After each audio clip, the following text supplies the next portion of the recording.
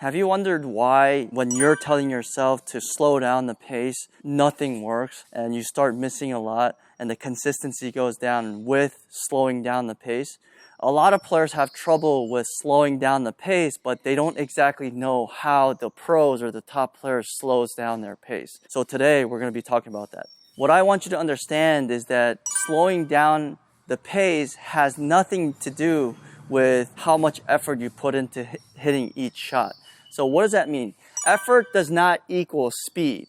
That's what it means. So when you're exerting force, okay, you don't want to exert all the force on the flat, which means that, let's say your energy is 100%. 90% of that power is in the flat, how you hit flat, and only 10% of the maximum power that you have is put to spin, which means that you're still at 100% effort, but you are hitting mostly flat. Now, the way you control your pace, I misunderstood this too. Like when coaches say, hey, slow it down, my feet stops moving, I move slower, reaction time goes lower.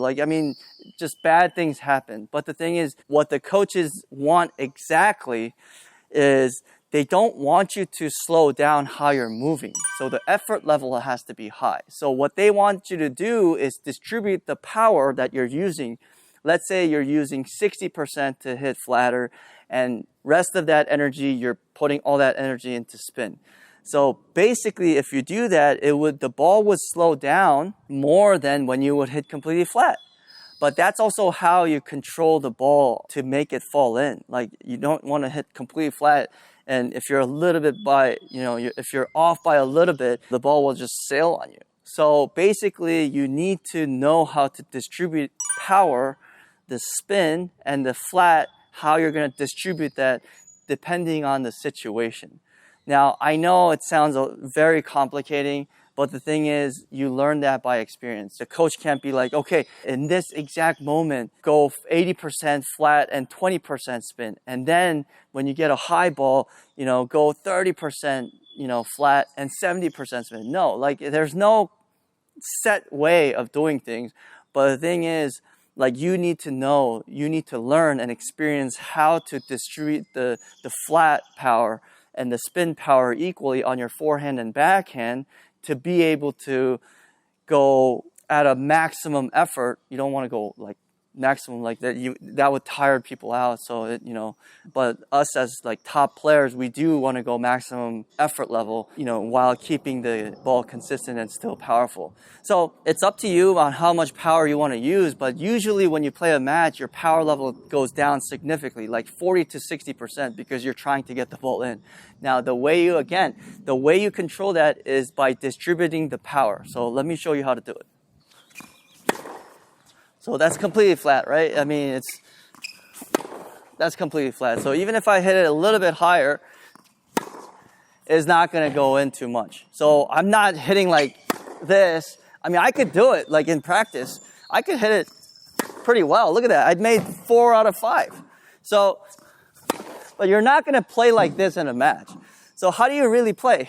So maximum effort is, let's say I'm going here. That's all flat. Just go. That's more spin. I'm trying to get that one in. So here. So I could get it in, but the thing is, it's too risky. So the way you slow down the pace is you control how much spin you're going to put on with the maximum effort. That was more spin. More spin. See, that's too much spin. It fell short. Again, see, the ball doesn't have pace if you slow it down. But the thing is, it's still maximum effort. You don't want to go, you don't want to slow things down literally. That's not what the coaches want, and that's not what you want. So depending on the situation, you're distributing that one. I had to go all spin maybe because the ball was not the best ball to hit flat on. So this one, again, falling back, more spin. See, that was a lot more spin. This one too. Now, if I get a ball easier, this one more spin because it was lower. This one a little bit higher with more spin. More effort, ball slows down. Yeah. Slow down. More flat that time. Let's do it again.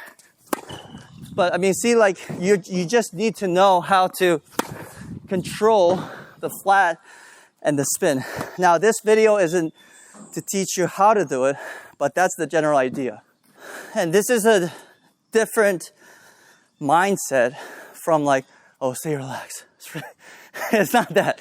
This is more about how to keep your intensity while slowing down the pace, keeping it consistent, and keeping your feet intensity the same as when you're trying to go, like all attack. But, you're not always attacking because sometimes you're not feeling great. Even the pros, they're not always attacking. It seems like it, but we're really not. It's just the way we hit the ball. We're learned to attack so much that even if we pull back, it still does look like we're attacking a lot.